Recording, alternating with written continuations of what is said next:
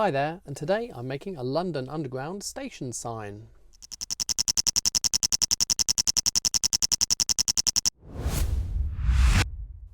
So several of the videos that I've made have been making small items for my eventual Lego city. For example, the wooden jetties and the decorative walling. I'll put links to those below. And the Lego city is on its way. The room is getting ready at the moment, but it'll be a while yet before I can actually start getting Lego in and the city built. But when it's eventually done, I'm planning on having a lot of trains running. And one way to get an extra train line in a city is to do an underground line. So I thought, while I'm doing an underground line, we obviously need underground station signs. And I came up with a design for making a London Underground sign. Now, London Underground signs, if you're unfamiliar with them, look a bit like this. You have the red circle with the blue bar across the middle showing the station name. So I came up with a design using the pieces here. So let's get building. So obviously, by its very nature, London Underground station is in a tunnel, which is generally curved. So to give the representation of curved sides, I'm going to use this as my starting point, which are these double slope pieces. I had these left over from when I built my Class 442 train. They were going to be on the roof, but I changed the design partway through, so I have lots of these pieces left over. And what we're going to do, we're going to build a wall using these 1x4 modified bricks and 1x2 modified bricks, and they all have studs on their side. So what we're going to do is just start building a row of these initially, like so. So we're only going to build 3 full rows, like that. So 1x2s at the end, and then swap over, so 1x4s to give it strength, so the joints aren't all in the same place. Then go back to having 1x2s on the end and 1x4s in the middle.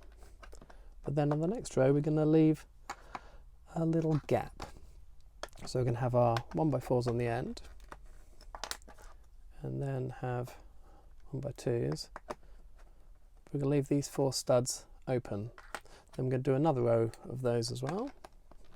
Again, swapping our bricks round. And then go back to our 1x4s. However, on this row, I'm going to incorporate these 1x2x2 modified bricks with studs on the side. And if I add these, like this, we've got a panel in the middle.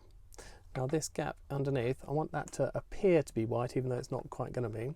So I'm also going to add underneath these brackets, which just give us an extra little bit of white showing through. You can see there, just as those then touch the studs. And if I do that onto the other one as well, get my bracket and do it like that. Then we're just going to finish off 2 more rows.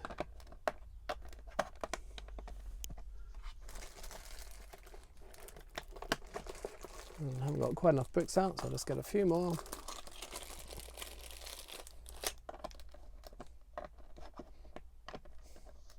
And there is our wall. Now, of course, London Underground stations are all beautifully tiled, which is why you may have seen in the opening shot, I have an awful lot of 1x2 tiles. So I'm going to start putting these on, but that is going to be probably fairly tedious for you, so I'm going to do it a little bit of time lapse.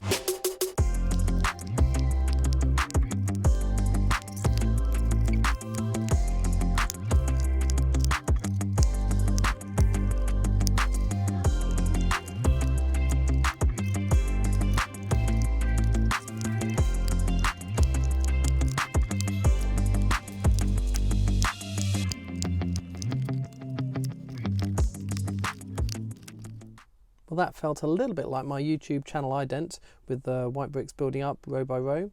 But here we have our finished wall with our tiles. So I used the 1x1s on the end of each row, just so the tiles obviously weren't all in a row, they're staggered as they would be on a real wall.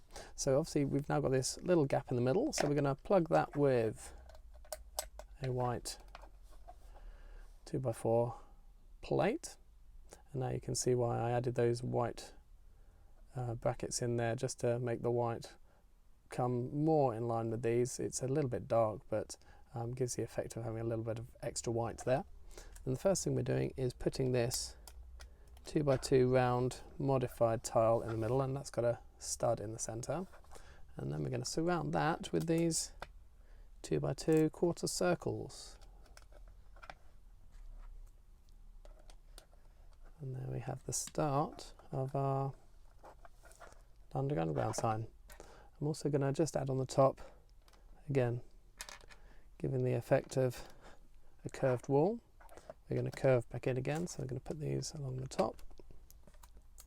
Oops, threw one over there.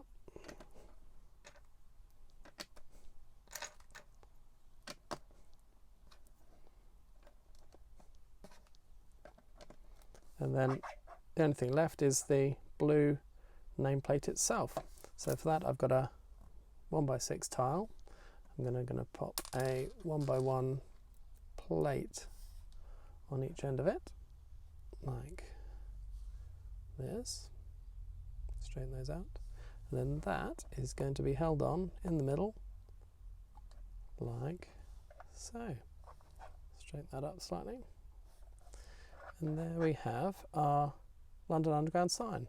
Now the only thing that's missing is obviously the station name. Now I was trying to think what the station name would be. There's lots of things in Lego City theme which say Lego City, but if you think about London Underground, not all the tube stations are called London, which is the city name. They're obviously the regions or the road names. And I was looking around and Lego themselves have used a few. On the London bus a while back they used Brixton, which is obviously Brixton, play on words, or play on the spelling at least, another borough of London. Also they've used Piccadilly Circus, which is play on words for Piccadilly Circus. But I also came across an article from 2007 when the Mayor of London was going to actually start renaming a few stations, and one station was going to be renamed to Brick Lane. Now Brick Lane is a road, but the tube station is Aldgate East instead. So they were going to rename it. It never happened, but I like the idea of Brick Lane. But then how do we get Brick Lane onto here? Well, fortunately, Mrs. Minifig Jez has just bought a fantastic machine called a Cricut machine, which can cut out anything you like. And the important thing from my point of view is that it can cut out sticky back vinyl. So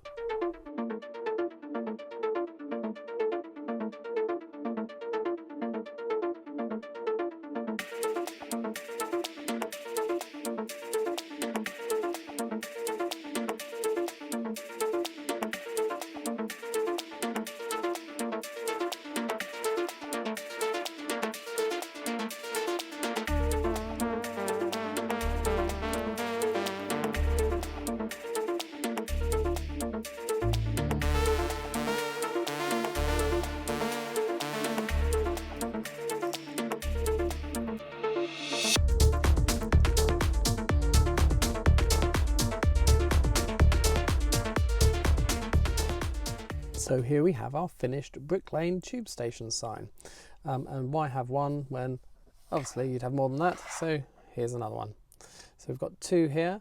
These are both 16 long, so this is 32 studs long in total. I plan the station is going to be about 64 studs long, so we'll need twice as much walling, but we'll still probably just have these two station signs on one underground station. I need to buy some more parts if I want more, but they look pretty good. I think it's a nice design. I've seen a few other people's designs online, but no one's done it quite like this.